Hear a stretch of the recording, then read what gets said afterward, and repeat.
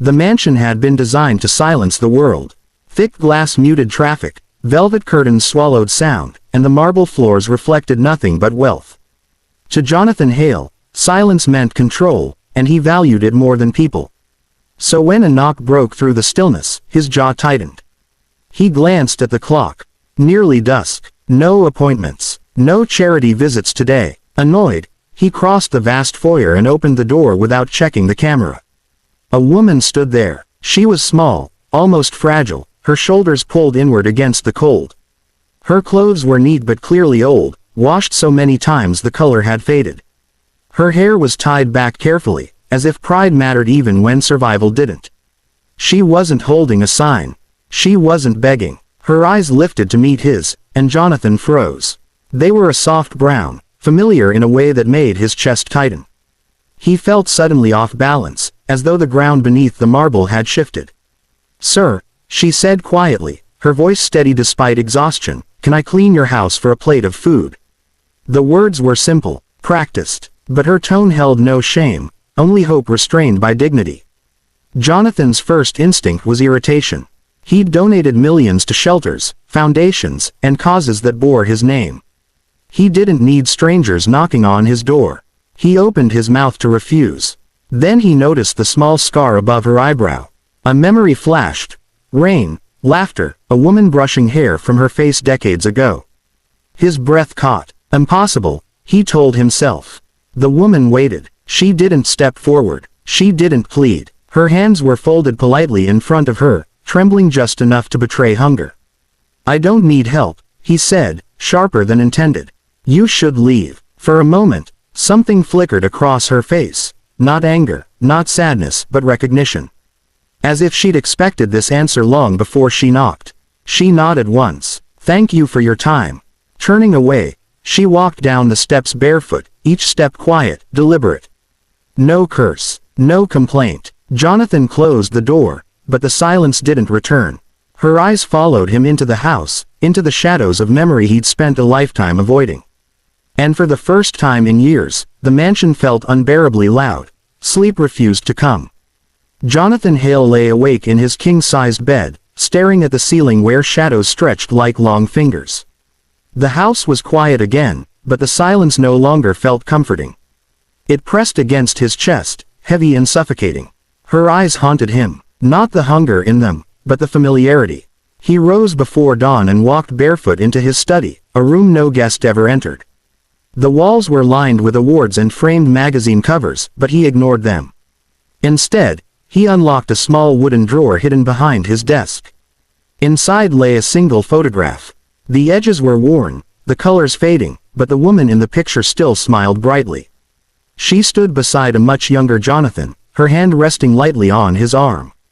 They were standing at a bus station, laughing, unaware of how cruel the future could be.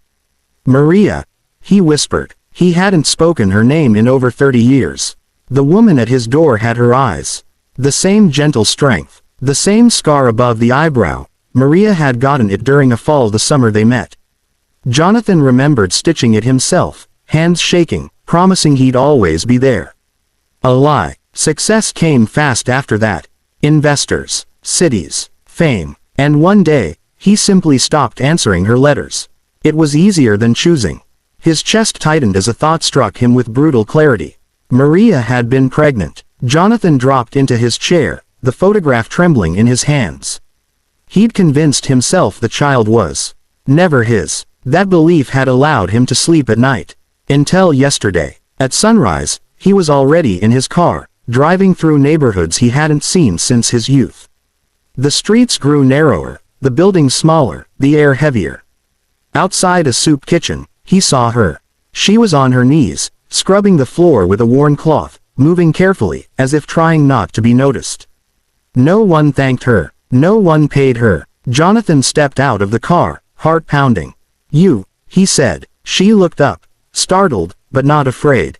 "Yes, sir, I need to talk to you," he said. "Please, come with me." She studied his face, searching for danger, then nodded. As she climbed into the car, Jonathan realized something terrifying. The past hadn't come back to haunt him. It had come back to ask for the truth. The mansion felt different when Anna stepped inside. The chandeliers glowed softly, reflecting off polished floors, but she moved carefully, as if afraid to disturb the space. Jonathan noticed how she kept her hands close to her body, how her eyes tracked every object without touching anything. People who had never owned much always noticed details the rich ignored. "I'll start with the kitchen," she said quietly. Jonathan nodded, unable to speak. He watched from the doorway as she rolled up her sleeves and began cleaning with slow, practiced movements. She didn't rush. She worked like someone who had learned that care could make even unwanted tasks meaningful. Minutes passed in silence. The sound of running water echoed through the vast room. "Do you live alone?" she asked suddenly, without turning around. "Yes," Jonathan replied. The word felt heavier than it should have. She paused. "It must be very quiet." He swallowed. "Sometimes." When the kitchen was spotless, Jonathan gestured toward the dining room. The long table was set for one, as always. He placed a plate in front of her, steaming food, far more than he'd promised. She froze. "I only asked for one plate," she said carefully. "You should eat," he replied.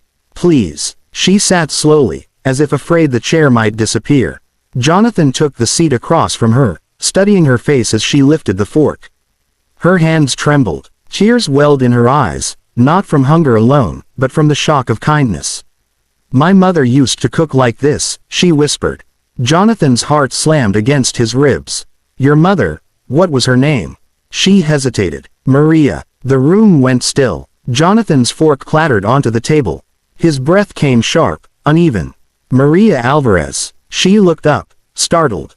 "Yes. How do you know?" His vision blurred. He pressed his palms against the table to steady himself. "Did she ever speak of your father?" Anna nodded slowly. "She said he was a good man who got scared. That he chose a life that didn't include us." Jonathan stood abruptly, chair scraping loudly against the floor. He turned away, fighting tears he'd spent a lifetime suppressing. "Anna," he said, voice breaking, "how old are you?" 28. The number hit him like a verdict. Jonathan turned back, eyes wet. "Because 28 years ago, I walked away from Maria." Silence stretched between them, fragile and trembling. The truth sat on the table between them, heavy, undeniable, and waiting to be claimed. The silence between them felt endless. Anna's fork lay untouched on the plate. Her eyes searched Jonathan's face, as if trying to match the trembling man before her with the stranger her mother had described all those years ago. "You're saying," her voice cracked, "you're my father?" Jonathan nodded slowly. "I didn't know for certain. But the moment I saw you, something inside me recognized you before my mind did." She pushed her chair back and stood, shaking. "All my life, my mother said you weren't a bad man, just afraid." Her voice rose, years of pain surfacing. "Were we really that easy to leave?" Jonathan flinched as if struck. "No," he whispered. "I was weak. I thought money would make me brave. It didn't." Tears streamed down Anna's face. She turned away, pressing her hands to her mouth, trying to contain a sob that had waited decades to escape. Jonathan stood, unsure whether he had the right to touch her. Slowly, he placed his jacket around her shoulders. She didn't pull away. "I can't change the past," he said. "But I can be here now, if you'll let me." She laughed bitterly through tears. "I knocked on your door for food," she said. "Not a father." "I know," Jonathan replied. "And that's what shames me most." He gestured around the dining room. "All of this, it's empty without someone to share it with." Anna finally met his eyes. "My mother died believing you were somewhere living a good life," she said softly.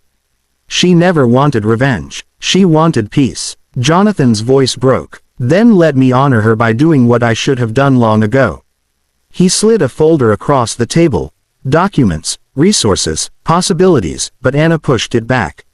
"I don't want your money," she said firmly. "I wanted to be seen."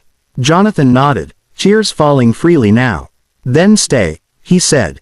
"Not as someone I owe, but as my daughter." For a long moment, Anna said nothing. Then she stepped forward and embraced him, hesitant, uncertain, but real. For the first time, Jonathan Hale understood the truth. Wealth could buy houses, silence, and power.